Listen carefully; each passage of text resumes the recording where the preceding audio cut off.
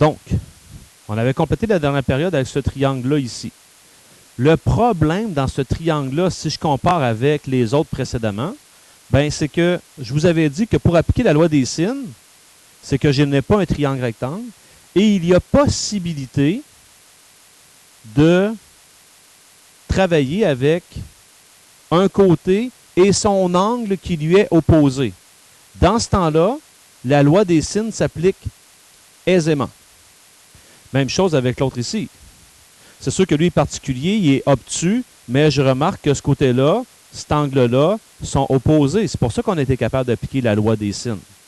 Alors que ici, eh bien, ce triangle-là, je n'ai pas cette possibilité-là. Souvenez-vous, je vous ai laissé 1 minute, 2 minutes pour essayer de débuter le problème. Je n'ai rien dit. Puis là, vous êtes arrivé à la conclusion que ça ne marche pas. J'ai toujours 2 inconnus quand je veux faire mon produit croisé.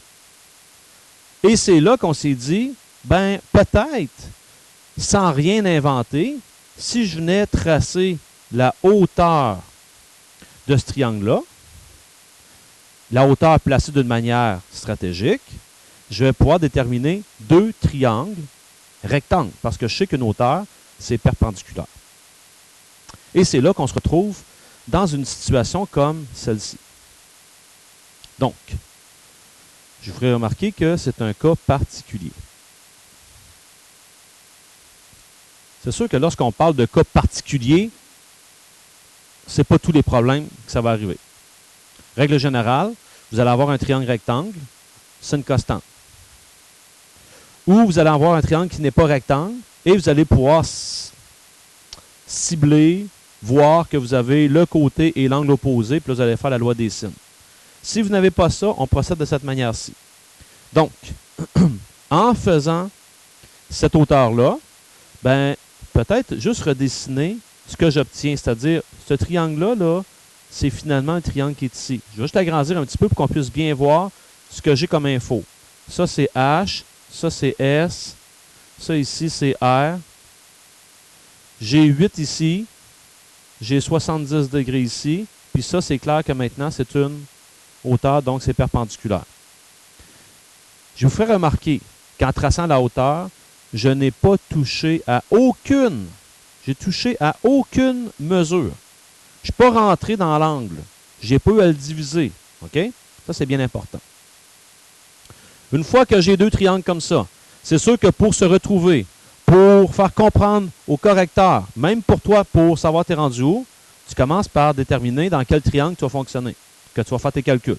Ici, c'est dans le triangle de droite, donc dans le triangle RHS. Alors, dans le triangle RHS, une des premières mesures que je pourrais aller déterminer, c'est la fameuse hauteur qu'on a placée ici.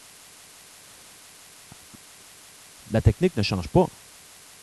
Je connais, je cherche.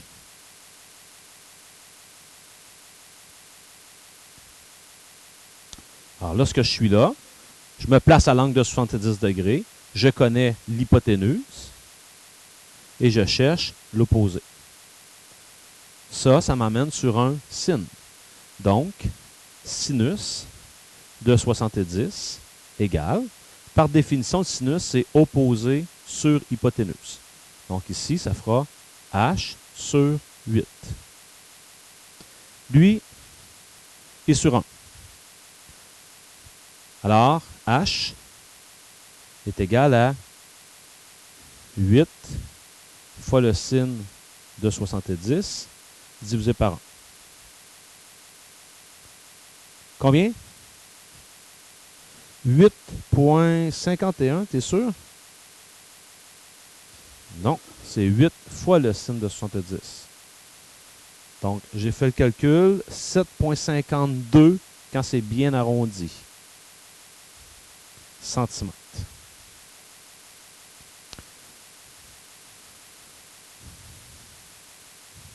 J'ai maintenant la hauteur.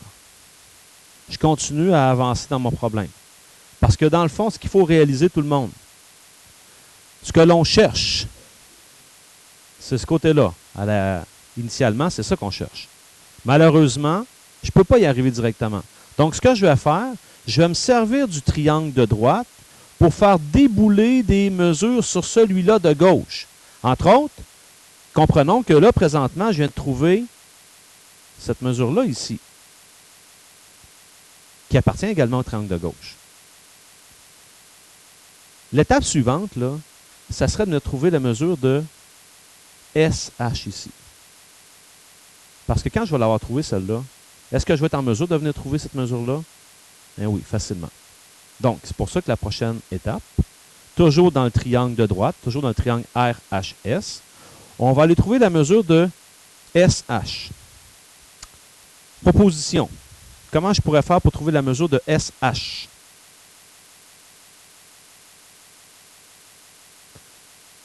Qui m'a dit ça? Andrés, il dit Pythagore. Bien sûr, on pourrait faire Pythagore. Je connais déjà deux côtés du triangle rectangle. Ou bien, vous auriez pu refaire quelque chose comme ça. Donc, disons qu'on va y aller par Pythagore. Par Pythagore. Là, c'est du secondaire 3. Ça fait plusieurs calculs comme ça que vous avez fait. Ici, par Pythagore, SH, c'est-à-dire celui-là ici, serait égal à la racine carrée de l'hypoténuse au carré moins l'autre au carré. C'est-à-dire 8 au carré moins l'autre qu'on vient de trouver qui est 7,52 au carré. Ça se fait directement avec votre calculatrice. Vous devriez trouver 2,74 cm. Quelqu'un ici qui veut le détailler un peu plus, j'ai pas de problème. Tu veux vraiment prendre le temps d'écrire ta formule de Pythagore, remplacer, isoler dans le détail, c'est correct aussi. Tu veux être sûr de ne pas faire d'erreur, ça t'appartient. Mais j'ai pas de problème pour Pythagore dans une application comme ici que vous y allez directement. Bon, bien, on vient de trouver HS. Alors maintenant, je veux faire débouler ça sur le triangle de gauche. HT. Bien, HT, ça va être quoi? Ça va être le 10, qui était toute la base, moins le 2,74 que je viens de trouver, qui nous donne 7,26 cm. Alors, si vous avez bien observé ce qu'on a fait jusqu'à maintenant, j'ai trouvé celle-là ici, je viens de trouver celle-là. Comment je vais m'y prendre pour trouver le point d'interrogation? Pythagore encore une fois. Donc, par Pythagore, ART, dans ce cas ici, ce qu'on cherche, c'est l'hypoténuse, donc ça sera la racine carrée de 7,26 au carré plus 7,52 au carré. Je prends le carré des deux, je les additionne, je fais la racine carrée de ça. Ça devrait vous donner 10,45.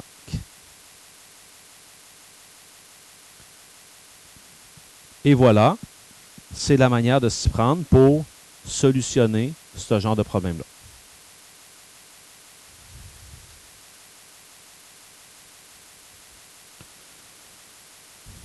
Un autre exemple.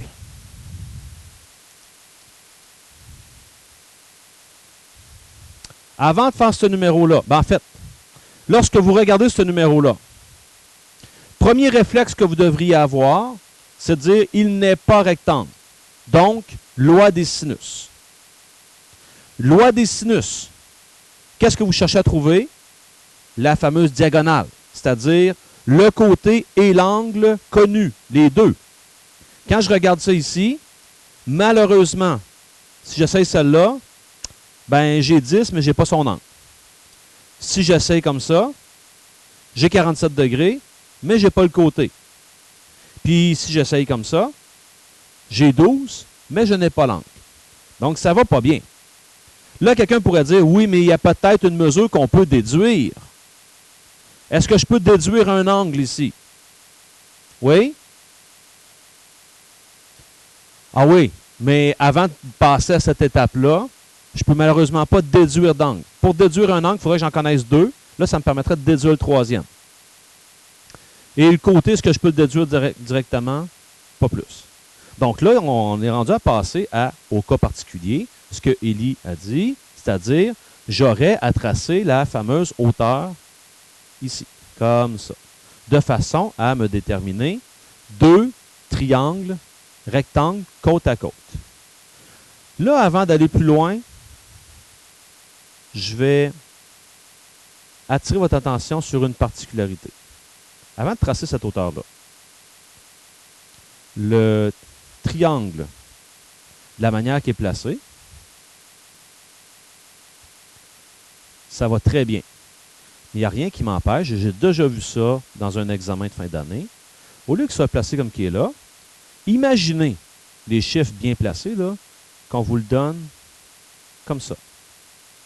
On est quand même face à un problème que on ne peut pas appliquer la loi des signes. L'erreur à ne pas faire, ça serait de dire, ben là, rendu là, il faut que je trace la hauteur. Puis là, de faire hauteur, clouc. Si je fais ça, qu'est-ce qui se passe? Je ne peux plus continuer. Et là, je viens d'entendre, tu coupes ton angle en deux. En fait, je coupe mon angle, mais il n'y a rien qui me dit si je le coupe en deux. Et je ne peux pas prétendre qu'il est coupé en deux. Donc là, on vient comme de bousiller la seule information qu'on avait à notre disposition. Fait que ça, ce n'est pas une bonne idée dans ce temps-là. OK? Mais il y a combien d'auteurs dans un triangle? Combien y a-t-il d'auteurs dans un triangle? 3 hauteurs. Ça dépend juste comment tu situes ta base. Donc, dans un cas comme ici, quelqu'un aurait pu dire, ben, je vais tracer la hauteur. Puis la hauteur que je vais tracer, tiens, je vais faire celle-ci. Comme ça. C'est une hauteur. Et là, ça me permet d'avoir un triangle rectangle de ce côté-ci, dans lequel j'ai encore mon 47, j'ai encore le 10 qui est l'hypoténuse. Je vais pouvoir progresser. Quelqu'un aurait pu dire, non, moi je vais faire la hauteur ici. Ça, c'est une autre hauteur. C'est très important de réaliser ça. Alors maintenant qu'on l'a réalisé, ça veut dire que si jamais ça se produit dans un exercice ou encore dans un examen,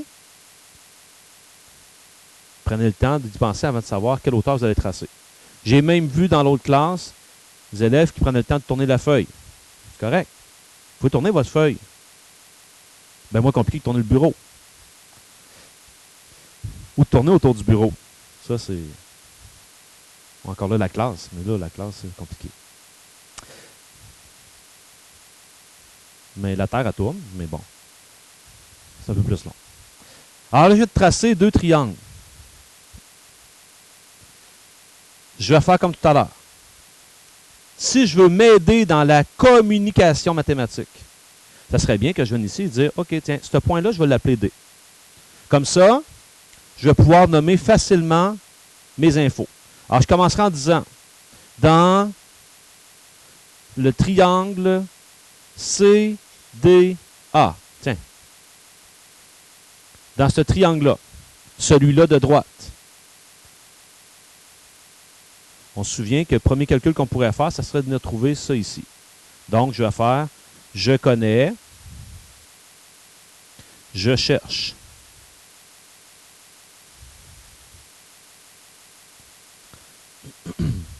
Je me place à l'angle de 47 degrés. Je connais hypoténuse. Je cherche l'opposé. Ça, c'est un sin. Donc, je vais écrire sin de 47. Par définition, c'est opposé. Je ne le connais pas. Donc, ici, je vais me servir des lettres. Je vais l'appeler CD. Donc, c'est égal à CD sur 10. Ça, c'est comme suivant.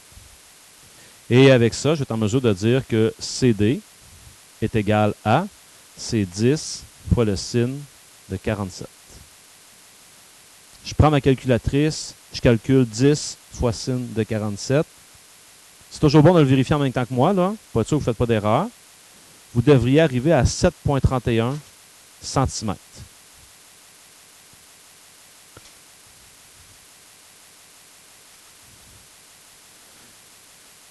Et puisque c'est une figure composée, disons, maintenant, je vous invite à venir inscrire vos informations.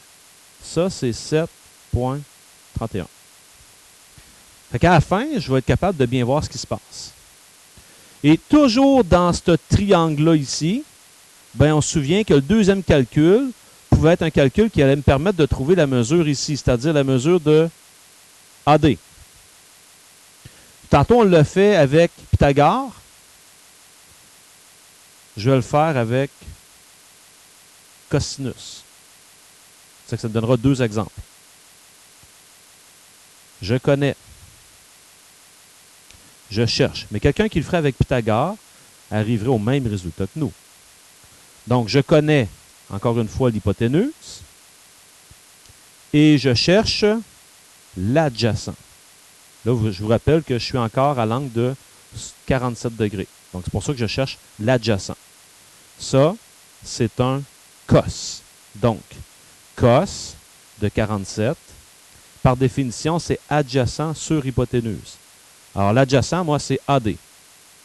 AD sur 10.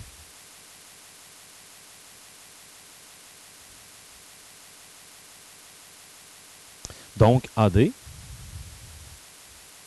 c'est 10 fois le cos de 47 divisé par 1. Tout ce que je fais, c'est le produit croisé.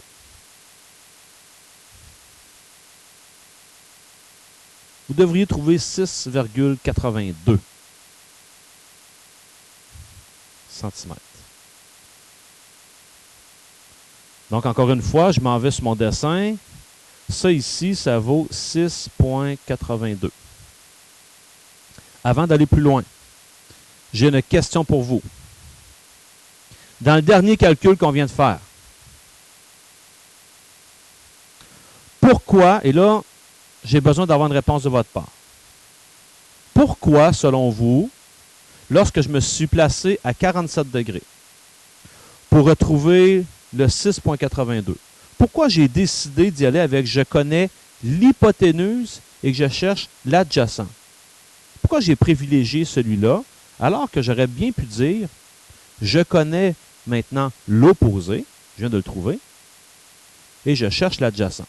Pourquoi j'ai privilégié celui-là au lieu de l'autre selon vous? Il y a une raison mathématique. Parce que il n'y a pas de virgule. Pas tout à fait. Andrés.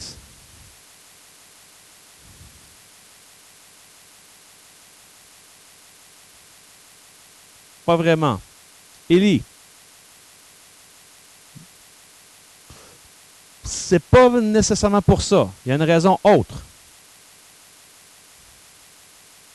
Le 7,31, quand ceux qui l'ont calculé sur calculatrice, est-ce que c'était vraiment 7,31?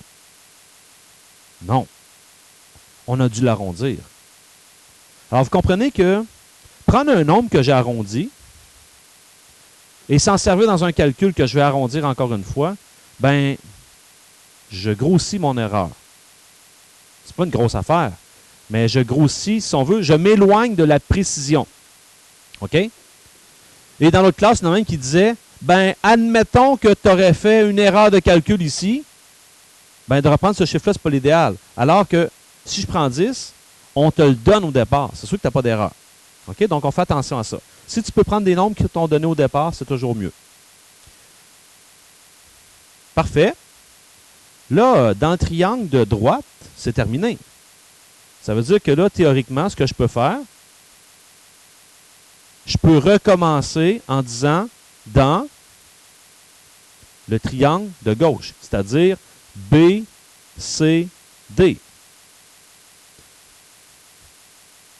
Camille, qu'est-ce que tu vas aller chercher dans le triangle BCD?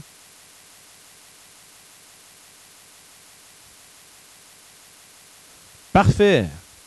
On voit que c'est ce côté-là que j'ai besoin. Donc, je vais faire BD égale, puis là, tu m'as bien dit que c'est 12, donc le grand du bas, moins ce qu'on vient de trouver, le 6,82. C'est ce qui va me donner le restant, 5,18.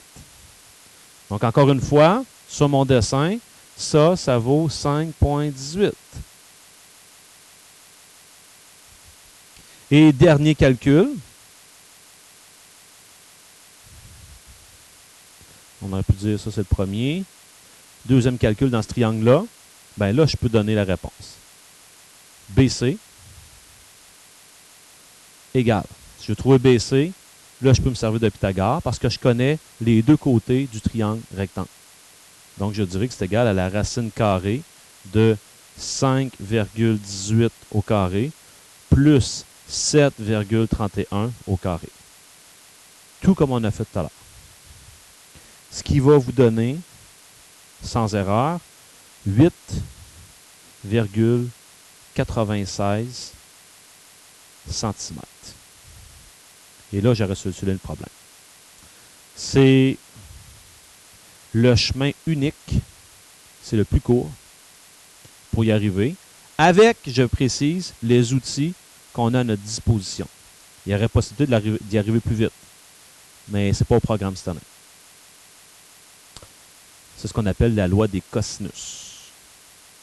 Et question complémentaire, quelle est l'aire de ce triangle? Bien là, on se souvient que l'aire d'un triangle, par définition, c'est base fois hauteur divisé par 2. Alors, j'ai juste à prendre les informations que j'ai trouvées. La base, c'est pas compliqué, elle vaut 12. Fois la hauteur. On a trouvé que la hauteur, c'était 7,31. Divisé par 2. Ce qui vous donne 43,86 cm carrés, parce que c'est de l'air.